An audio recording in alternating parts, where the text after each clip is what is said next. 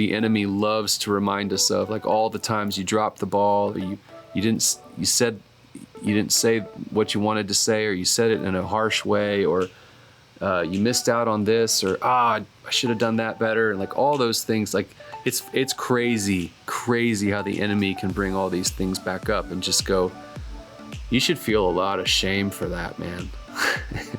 You should have a lot of regret.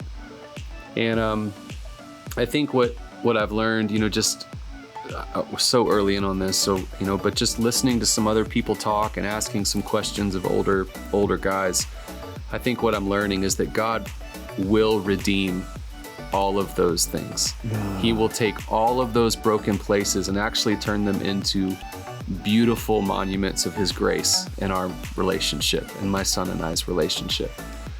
And I just have to trust that he will do that.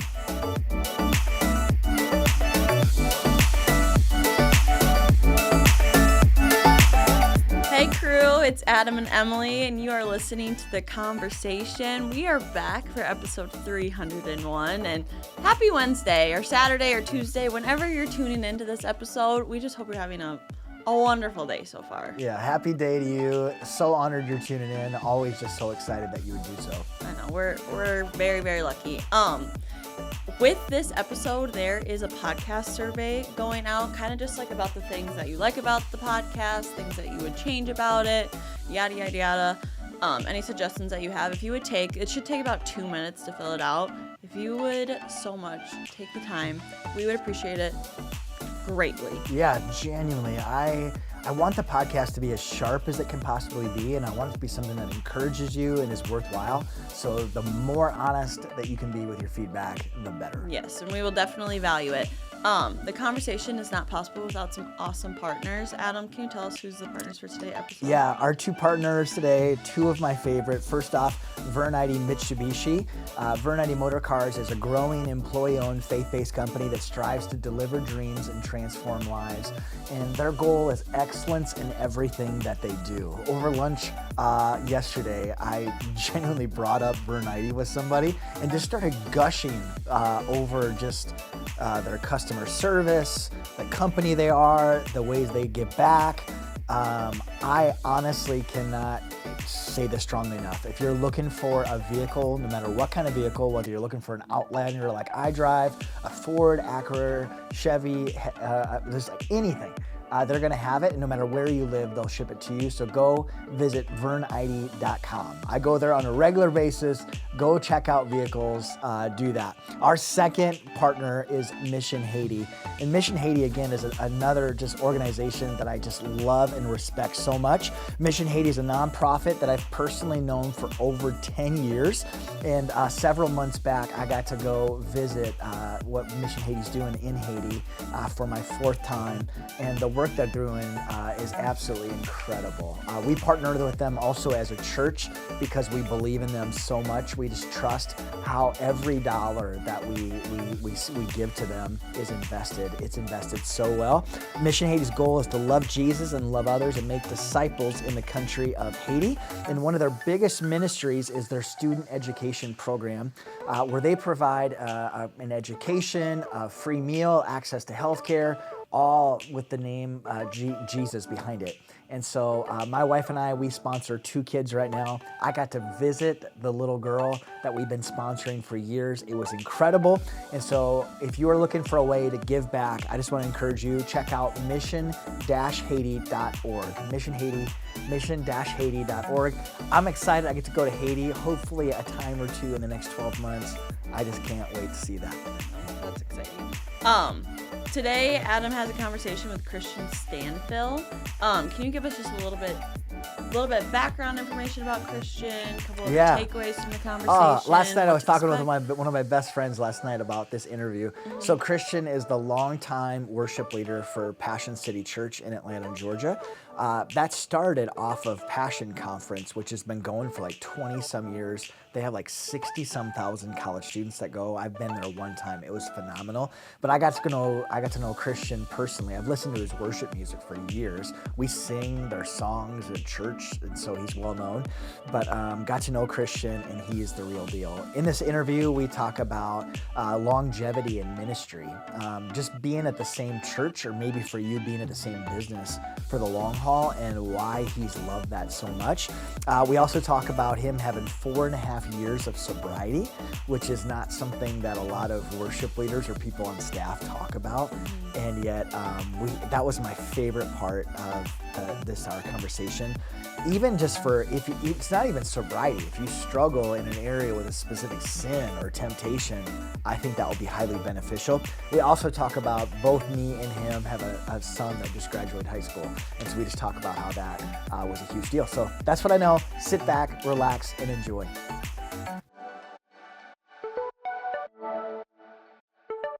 We've been a part of Passion now for 20 years. Yeah. But Passion City Church started in 2009. And so, man, do the math. I'm not sure. 16 years, I think is what it's been. And I've been on staff for a little over 10 years, 11 years.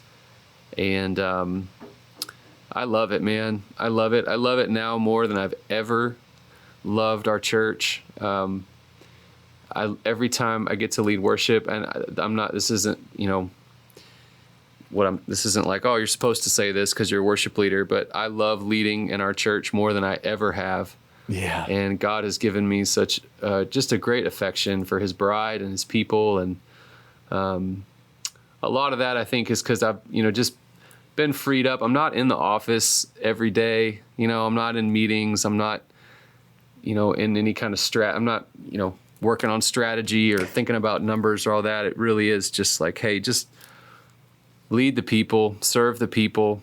So my role here is just more creative. So worship leader, songwriter, artist, and I lead our Passion music team whenever we go out on tour or do anything like that.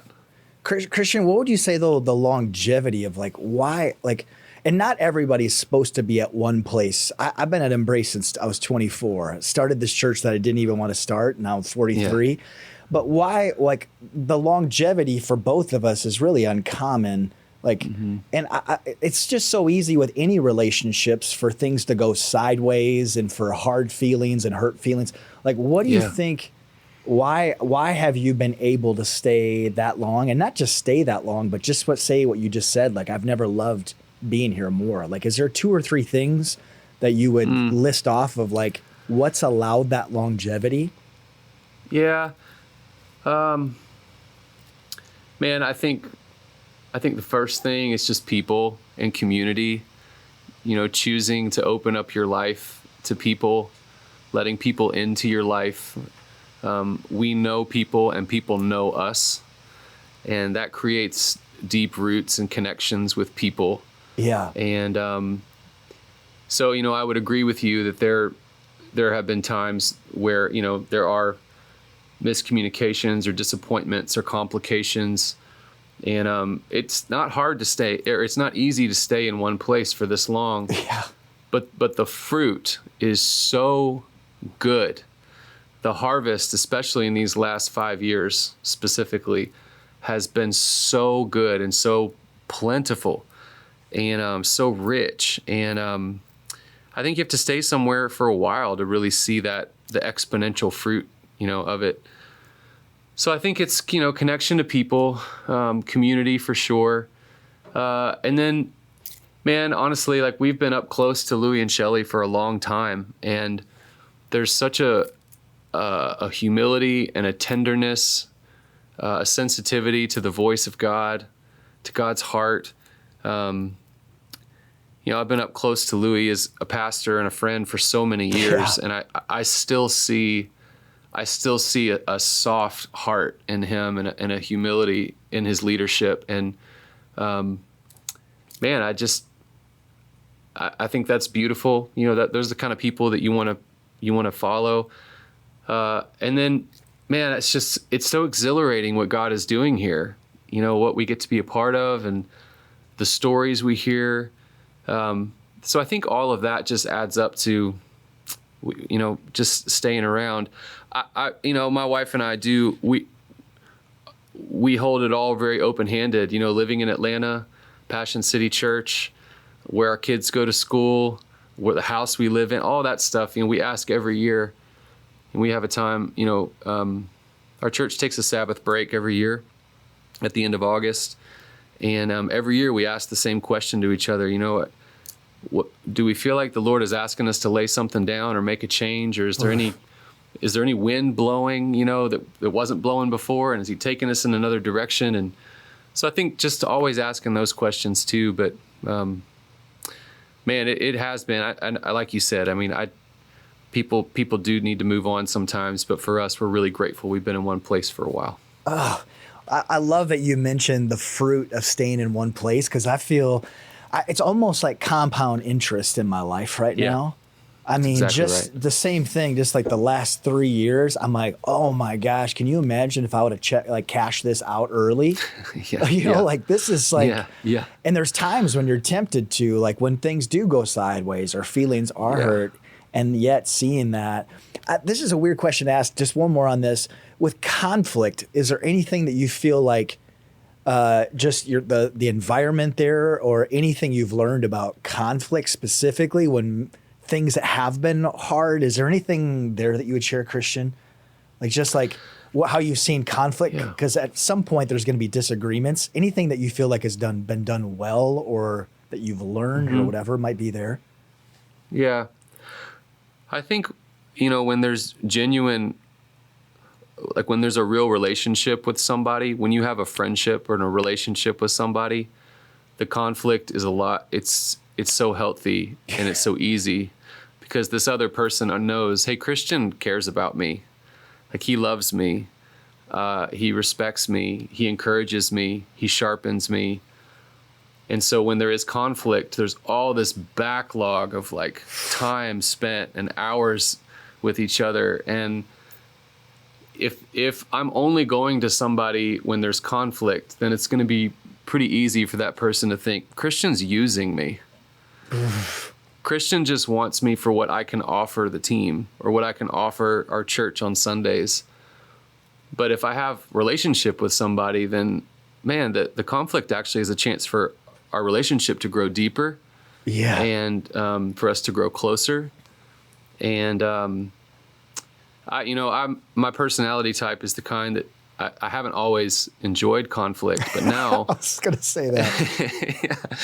But after being in, at Passion City for this long and being on a team, I don't want to say I look forward to it, but it's almost like I lean into it, because I've seen how on the other side of it, there's this like embrace, and it's like, man, we were brothers before, but now there's like a whole nother layer of brotherhood on this thing, So I think it's got to start with relationship, That's so good. And I'm the same way. I hate conflict. Yeah. So I'll do everything to avoid it. I think it's the depth of that, just like you said, like, man, we knew each other and loved each other before. Now there's even another level of that. And then on the other side of that, what I've seen is when you avoid it, it's not good. Like, it's like, it's going to be so much more heartache in the long haul if you're bearing, like, kind of, pushing aside these resentful like bitterness, or the other person is, and you're not engaging it. Like, it just does not end well. And I was guilty of that part early on, just because I didn't have the courage and maturity to address it when I saw it. Same. Yeah, it's so much kinder to say the thing. Yeah. Have the conversation. Because everybody feels it. That the other person knows something's not right, and I know something's not right. So we might as well just diffuse it. Yeah, that's good. So, Kristian, not even just ministry wise, I was just thinking about, I feel like I asked this specifically of you because of just the person you are. Like, you're so kind and gentle, and you just love Jesus. Like, what do you think has led to the longevity, like, following Jesus in you? And again, not just to survive and be this old, angry, bitter Christian, But to like go through the ups and downs of everything in life and still have a soft heart, I mean, that's a victory in itself. Anything that you would say there that like what's kept you from bitterness and jadedness and just being calloused in some ways? Man. Well, I mean, you just said it, Adam, and we've been through a lot. And I think when you go, you stand on the valley with people, or you stand on the mountaintop with people you love, and there's a lot of joy and celebration. And then you go, there are seasons where you venture down into the deep, hard places. And, man, Jesus has met me in both places and revealed himself in really powerful, potent ways that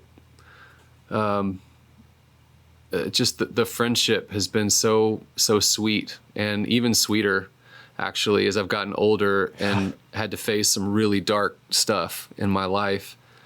The friendship has gotten sweeter and deeper, and he continues to reveal himself to me as I pursue him. And I think just to get down, if I were to like distill it down, I would just say it's that daily pursuit. Just waking up every day and whether you feel it or not, confess the truth that Jesus is the vine and we are the branch, that we can't do anything apart from him, that all of life and joy flows from him. And so just waking up every day and saying that to him, like, I just want you today. I just want you today. It's so hard, Lord. It's so hard. I feel assaulted on every side by my pride and temptation and frustration. And you see all of that, but I just want you. I just want you, Lord.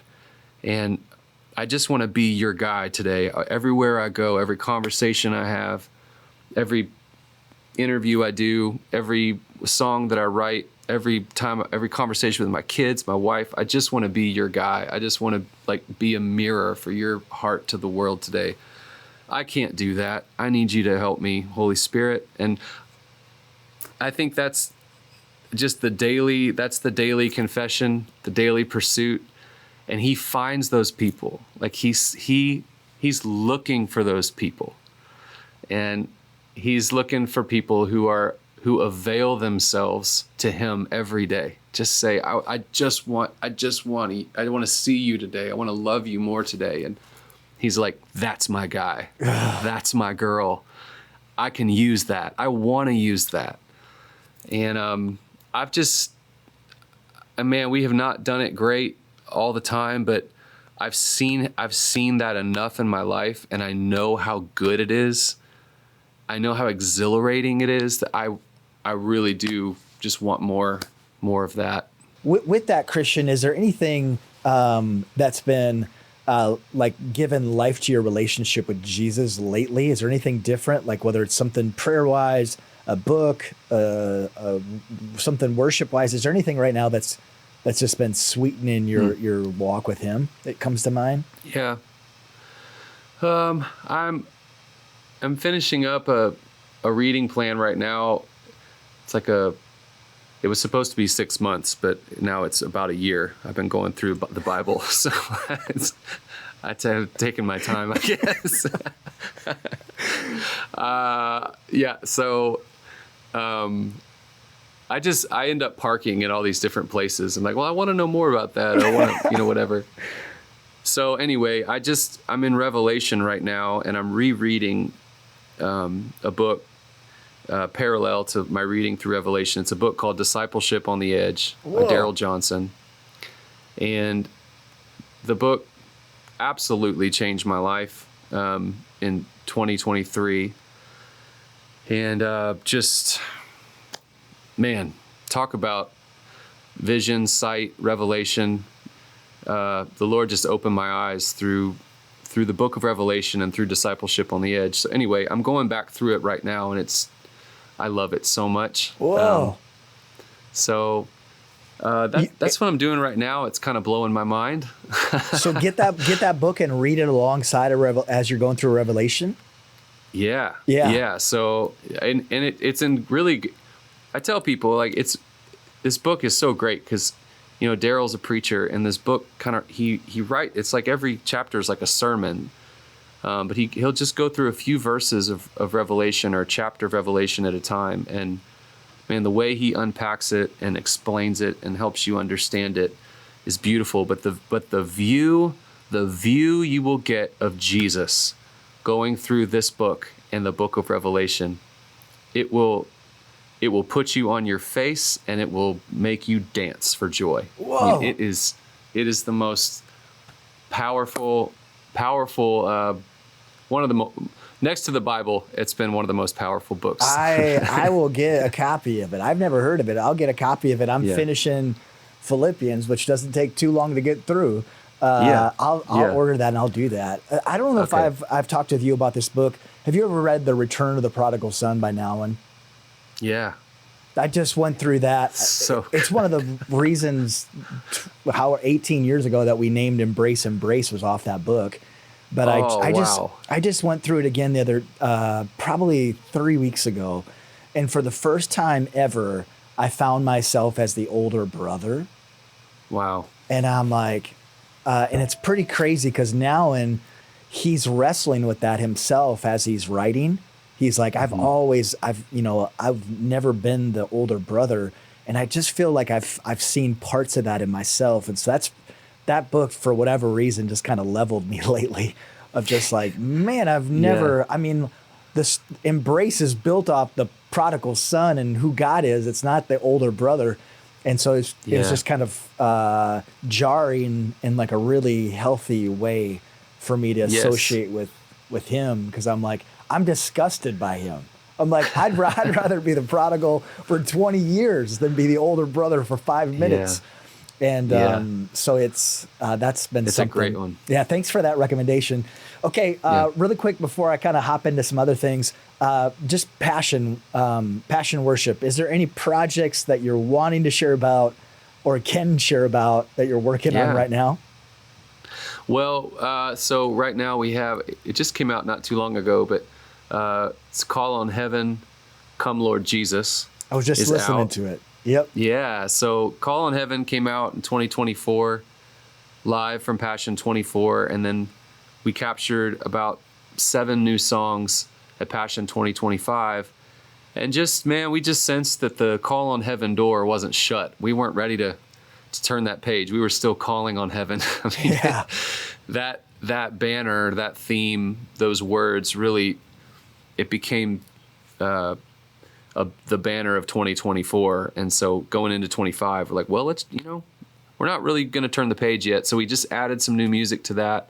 That's out right now. And I love it so much, man. The last 2 years at Passion have been something else. And you hear it on these recordings, man. It's just a move of God that's really, really special. It's great. One of our production guys was just at the last Passion and was just absolutely blown away.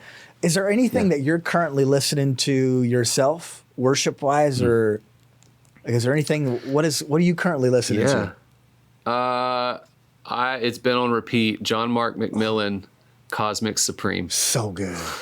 Can't stop. Yes. I love him. I've been a fan for a long time. And I love what he's coming back with. I know he hasn't really gone away, but he's being really honest and vulnerable about the road he's been on, and where these songs came from and are coming from. And man, I'm loving it. The language, the sounds, his voice, all of it is just so rich and good. So good. The other one, and I feel like for similar reasons that I've really loved it, is Joel Houston's Amen Radio. Yes, that's very good too. I have those 2 albums like right now on repeat, and I think it's why. First off, I just love and appreciate you so much. It's just you've been through hills and valleys, as have both of those 2 individuals. Yeah, and even just John Mark's faith-wise, just kind of been a journey, and then to have it come where it is right now, I'm like, I don't know what it is, but it connects. This is weird to say. So there's a statue behind the Catholic Church, which is just like 2 blocks from my house. And it's a statue of the resurrected Jesus. So you can see the nail marks in his hands. And I feel like in a different way, obviously, they're not Jesus. You can almost see the nail marks in their hands. And that's why there's something about their music just being different. Wow. And that's what honestly, that's why I am drawn to you too, Kristian. Like you just, I feel like I can sense and see that. And there's just a richness to it of like, no, they've weathered some storms. They've been through some battles and now they're singing these anthems and it just fires me up. Yeah, I agree, man. They don't hide their wounds. Yeah. Neither does Jesus. Neither does Jesus. Okay. For the rest of our time, two things on the personal front. You're a dad with 4 kids, same on this end. I just have 3 boys, 1 girls, which is the opposite of you. Your oldest, Isaac, graduated this year, as did my kid. Yes, he did. What? Yeah.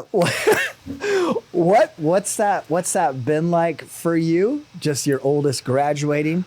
Has there been any deep thoughts or takeaways with your oldest graduating? Let's start there. Any deep thoughts? What's that been like for you? Oh, I'm so glad to know that you're in the same boat because we've got to talk, man. Oh my Lord, man, I have felt all the feelings. I have felt all of it. I cannot tell. I was not prepared, Adam. I was not prepared. I called my dad the day before Isaac graduated. I called my dad and I just said, Dad, I feel like I'm flanked on every side by every emotion possible, like good and hard. Yes. And, I think that's been the thing of it for me, man. As a dad, especially for my son, I want him to go. I want him to leave our home, leave our city, and go explore the world, learn new things, meet new people, fly, fail, learn from all of it. I want that for him. But at the same time, God, I'm going to miss him so much. And like he's such an awesome kid and we're so close and sorry, I'm getting emotional. No. But he's such a tone setter in our house and God, I'm going to miss him so much. So there's those 2 things playing. And then also it's the remembering all the ways that, all the good things, all the high points, like, I feel like I showed up there as a dad, or I feel like I did that okay. But then there's the other piece that the enemy loves to remind us of, like all the times you dropped the ball, or you didn't say what you wanted to say, or you said it in a harsh way, or you missed out on this, or I should have done that better, and like all those things. Like it's crazy how the enemy can bring all these things back up and just go. You should feel a lot of shame for that, man. You should have a lot of regret. And I think what I've learned, just so early in on this, so, but just listening to some other people talk and asking some questions of older guys, I think what I'm learning is that God will redeem all of those things. He will take all of those broken places and actually turn them into beautiful monuments of his grace in our relationship, and my son and I's relationship. And I just have to trust that he will do that and open the door for Isaac. And I have, just said to him, hey, you're going to figure out one day that I'm not perfect and that I'm just a man. And there are going to be conversations that you want to have with me about your growing up in our house. And whenever that day comes, I just want you to know that the door is open, my defenses will be down, and I want to talk about it. And of course he's like, Dad, I don't know what you're talking about. I mean, it's been pretty good here, I'm like, I just want to be like, yeah, give it time, son. Give it some time. Give it some time. But that's I feel all of that, Adam. It's like, it's just all the different things. And So yeah, but it's also been fun to watch him. I see the freedom that he feels. He's already feeling that, like he's spreading his wings a bit. So Kristian, that probably was the best summary of what I've been feeling. I mean, that is spot on. Every range of emotion. I shared about this when he graduated. The 2 nights before I was getting ready for bed, Becky came in the room and she was crying. And I said, with Hudson? And she's like, yeah, I'm just going to miss him so much. Oh. And all I could get out was, our world is changing again. And I started crying myself. Yeah. And it's just one of those moments where everything's shifting around you. Yeah. And then for me, I felt a lot of like, him and I, we picked out the pictures to have around the house for his open house. And you're just going through all these memories of like, oh my gosh, do you remember that? And I'm thinking about, I lost my cool on that vacation and like all this stuff. And Satan does a really good job of like, what should I have done better? What could I have done? And I just love that last part of what you shared with him is something I need to make sure I share too, of just like, hey, just this, I give you permission and I'd be honored to have you process some of this with me. Yes. Is there anything that's come to mind that you're just like, is there a challenge that you would have for dad specifically? Whether it's something, any challenge out of all that processing that you would have for dads? Oh man. I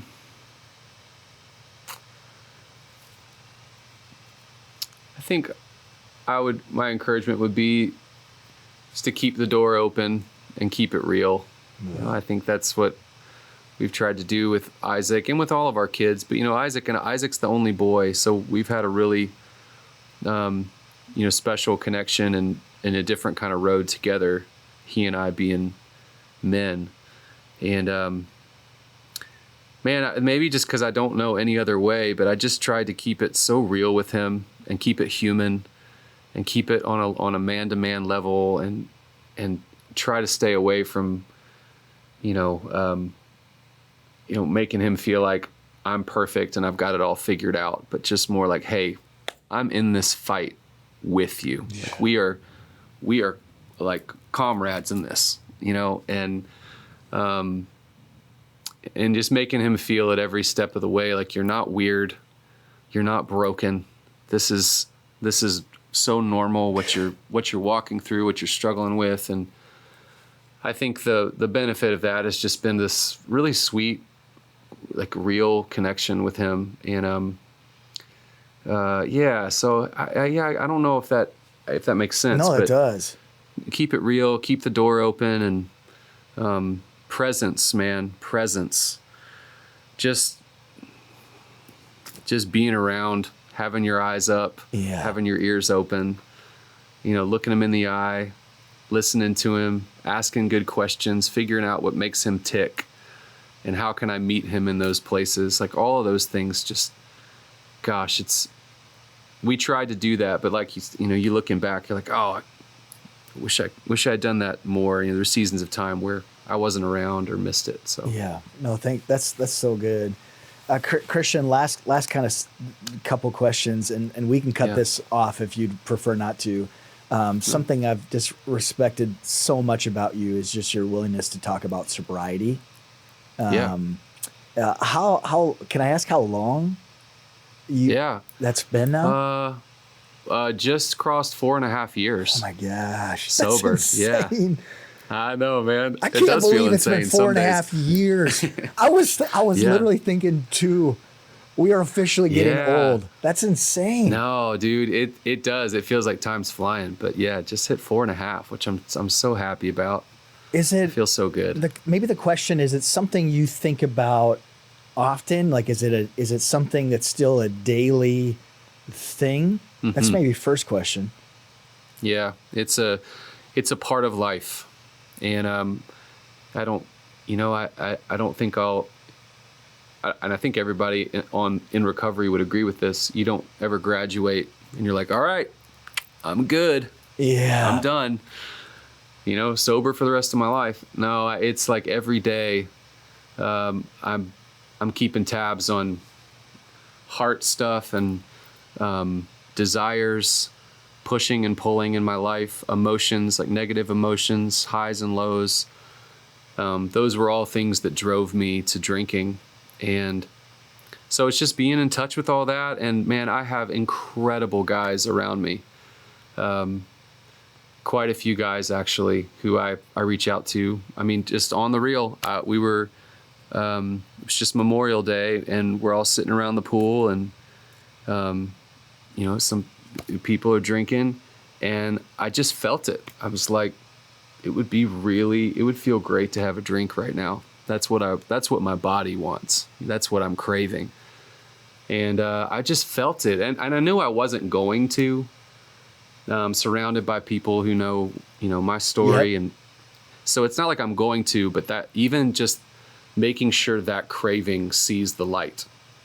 And so I pick up my phone and I text 3 of these other guys. We're all in a group thread. We're all doing the same thing. And I text them, guys, I'm feeling the pull right now, and just want you to know, Whoa. I got a bubbly and a lime, but I want something stronger. I want something stronger, and just being willing to admit that and say, like that's what's going on. If I don't say that out loud, it takes a seat somewhere in my soul, and a seed gets planted. So I've just learned, man, just quick confession, bring it into the light. And when I sent that text, it was like, just kind of evaporates. You're like, oh, I can do this. I can do this. And that's a model for anything in life right there. Just even telling one right. buddy. For me, my best friend that's not a family member, he's who I call and I tell stuff like that. Hey, I just need to say this, so it doesn't take a seat in my life. That's a good way to put it. And then it takes away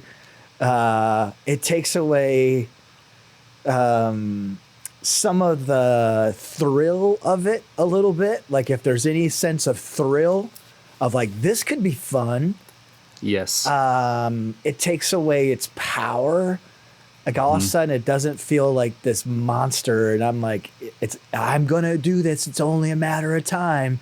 It just slays so many different things. I think for me, it's probably the thrill side of it that is a lot of the pull. Cause you text it to a best friend or you tell a best friend, you're like, man, that's the dumbest thing. You see it for what it is. Yeah, it's like no, there's no thrill there. That's a roller coaster not connected to the track. Yes, yes. Well, that's another thing that I like to do when we talk about this, but is play it out to the end. It's like, okay, all right, so you go, you have a drink, then what? Well, one won't be enough. First of all, second of all, it starts this train, like you just said, just starts rolling down the track. And then you start thinking about all these people that you got to, go tell all this to, and your kids, and in the last 4.5 years, and all of this, and none of that is like, I don't feel any of that as pressure. Like, all right, I got to white knuckle this thing and stay sober. That's not what it is. But I start thinking of what it would cost, and pretty quickly, I'm like, nah, it's not worth it. Like truly, it's like, nah. I don't feel like dealing. Honestly, like selfishly, I just don't feel like dealing with that. I don't have the time. I don't have the energy. I don't want to do that. And so I'm just not, I guess I just won't. So it's very real, bro. It's very human. I mean, it really is one step at a time. And that there's a reason everyone says that, because it's like you wake up every day and you go, today is Wednesday. And I can do it today. We're going to do it today, and I love that selfish confession. Yeah. I'm just too old and I don't have the time and energy to fix all this crap. Maybe one last question on that. Like hiding, like any temptation to hide, anything that you've learned that's helpful for that. Like, You know, you've let's say like I've screwed up in the past. Any temptation? Has there been anything that's been helpful? Like, what am I hiding this for? Like anything that's been helpful in that, like like on the day to day, I'm talking. Maybe it's just that text to that friend or that friend group. Is there anything else there that you just like? What am I doing? Because I find myself. It starts with something. It's actually not wrong, but you know it's headed in the wrong direction. Yes. And so it's like, yeah, Weber, you need to never do that again. That's right. Anything there though, Kristian? Yeah. Well, first of all, you know, it's a choice. So no one can make you. We have to make a choice not to hide and not to lie. So that's an interesting part of this process, is like we get a choice in the matter. So you and I have to make that choice. But I think the reason I can keep making that choice is because I feel so much better when I'm not hiding all this stuff. You know, I feel enslaved. When I'm hiding, it really is, it's a form of slavery. I feel enslaved to these things that I'm hiding, and I don't like the way it feels. I don't prefer living that way. And I've lived enough of that way. I've lived enslaved before, and I've lived free for really 4.5 years. And I like the way it feels being free versus being enslaved. So it makes it easier to make that choice. Even if it seems like a relatively small thing, just to say it out loud. And immediately, you know what this is like. Immediately, I feel this like, my shoulders relax. I feel these things fall off of me, and I go, I am known, and I'm loved, and I'm okay. The other thing I'll say, and this is probably the more important thing, is that it aligns me with God's heart. It aligns me with His way and His will and His kingdom. And that is a blast. So when I'm free and I'm not enslaved to sin, I can run forward with Him, aligned with Him, in His heart, in the light. And I can go, God, your kingdom is the most real thing happening on planet Earth today. The unfolding of your kingdom and the tension we feel of like, there's a kingdom of this world, a kingdom of God. They want different things. I feel that tension. And even that is like, oh, that's the most real thing that I could participate in today, is bringing His kingdom come on earth. I want to do that. And I can't do that when I'm enslaved.